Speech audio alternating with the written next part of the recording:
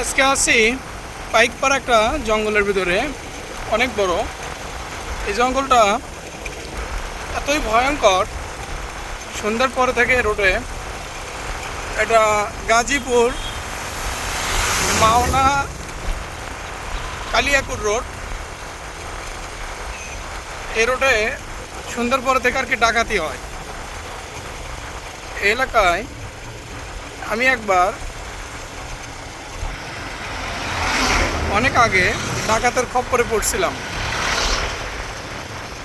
মোটামুটি রাত, তারপরেও রাত মোটামুটি 9টা, সাড়ে 9টা হবে। আমার একটা বাইক, তখন আরেকটা বাইক ছিল, সে বাইকটা ছিল বাজাজ কোম্পানির বাইক। বাইকের পিছনে কোরআন ছিল, মোটামুটি এক প্যাকেট কোরআন ছিল। এক প্যাকেটের ভিতরে বড় বড় কোরআন, তো মোটামুটি 30 পিসের মতো কোরআন ছিল। এই জঙ্গলের বিশাল জঙ্গল, দুই পাশে কোনো বাড়ি ঘর নাই, এটা শুধু জঙ্গল আর জঙ্গল। এই রোডটা অনেক ভয়ঙ্কর একটা রোড, কারণ এখানে কন্টিনিউভাবে অ্যাক্সিডেন্ট হয়, আবার ডাকাতিও হয়। মাঝামাঝি আসার পরে আরেকটু সামনে আমি দেখাইতেছি, ওই জায়গাটা আপনাদেরকে মার্ক করে দেখাবো। ওখানে আসার পরে আমাকে আটকানো হলো। মোটামুটি খুব ভয়ঙ্কর জায়গা।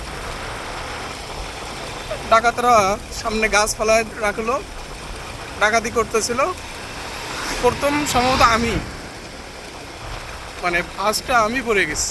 আমাকে আটকানো হলো, আটকানোর পরে আমাকে বলা হলো যে আপনার কাছে, আপনি গাড়ি থেকে নামেন। নামার পরে বলা হলো যে আপনার কাছে পিছনে এগুলো কী। আমি বললাম কোরআন, 30 পিসের মতো কোরআন ছিল। আমি বললাম কোরআন শরীফ আছে পিছনে। বললো যে আপনি কি করেন, ব্যবসা করেন? আমি বললাম যে আমি একজন কোরআনের শিক্ষক, কোরআন শিক্ষা দেই।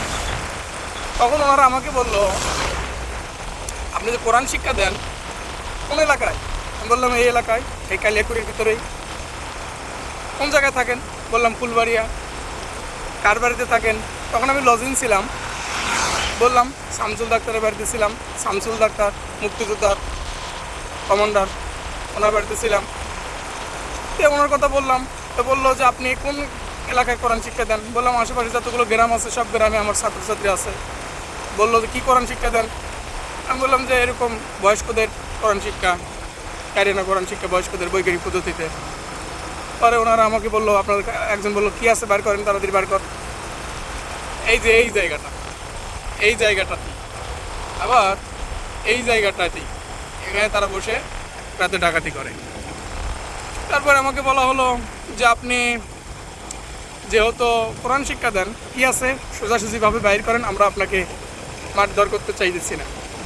আমি বললাম আমার কাছে মানি ব্যাগ আছে, যে মানি ব্যাগ, এই যে মোবাইল। তখন আমার একটা আইফোন ছিল, আইফোন মোটামুটি 5 হবে, এটা আইফোন 5X। এই ফোনটা ওনারা নিল না। অনেক তখনকার সময় ওটা আর কি অনেক দামি, আজ থেকে 7 বছর আগের ঘটনা, 7 থেকে 8 বছর আগের ঘটনা। তো ওনারা ফোনটা নিল না।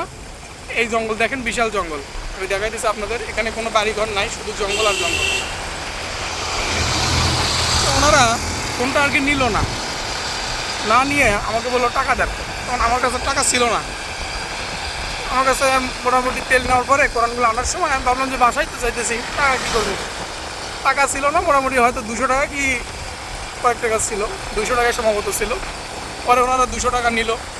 নেওয়ার পরে একজন বলতেছে টাকা নিও না হুজুরের কাছ থেকে, আর একজন বলতেছে না আমাদের সাথ, এটা ছেড়ে দেওয়া যাবে না। পরে নিল, 200 টাকা নিল, নিয়ে বললো হুজুর আপনাকে আমরা যথেষ্ট সম্মান করি, আপনি যান, সমস্যা নেই, আপনি চলে যান। ওনারা আমার প্যাকেট, পিছনে কোরআনের প্যাকেটটা ছিঁড়ে দেখলো যে ওটার ভিতরে কোরআন আছে। ওনারা ডাকাত, কিন্তু মানে ওনারা সম্পদ নেওয়ার ডাকাত, কিন্তু আসলে ওনারা মানে টাকা পয়সা নেওয়ার জন্য ডাকাত।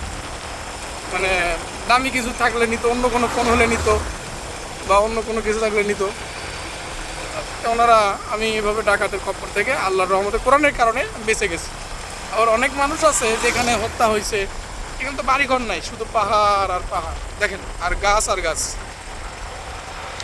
তো ওনারা অনেক মানুষকে হত্যাও করছে, এরকম অনেক ইতিহাসও আছে এখানে এই জঙ্গলে।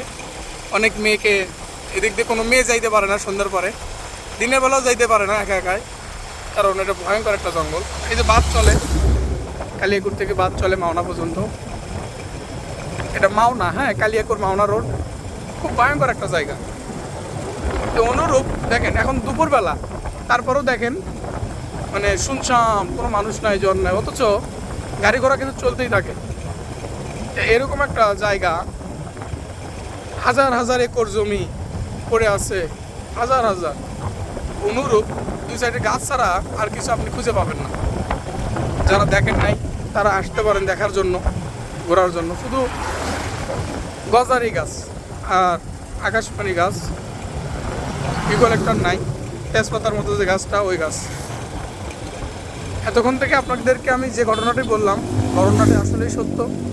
আর দ্বিতীয়ত যে জায়গাটা দেখাইলাম, আমি আপনাদেরকে অর্ধেক দেখাইতে পারছি, আরও অর্ধেক আছে যেটা আর কি আমার হাত ব্যথা হয়ে গেছে। ফোন একা একা ভিডিও করতেছিলাম, আমার কোনো ক্যামেরাম্যান নেই, আমি একাই ক্যামেরাম্যান, নিজেই ক্যামেরাম্যান। যাই হোক, এই যে রোড, এই রোডটা আমাকে প্রতি মাসেই একবার হোক দুইবার হোক আসতেই হয়, কারণ আমার ওদিকে শিক্ষক আছে, শিক্ষকগুলোকে পরিচালনা করার জন্য আসতেই হয়। ধন্যবাদ, সবাই ভালো থাকবেন। পাইকপাড়া চলে আসছি, পাইকপাড়া স্ট্যান্ড সামনে। ভালো থাকবেন।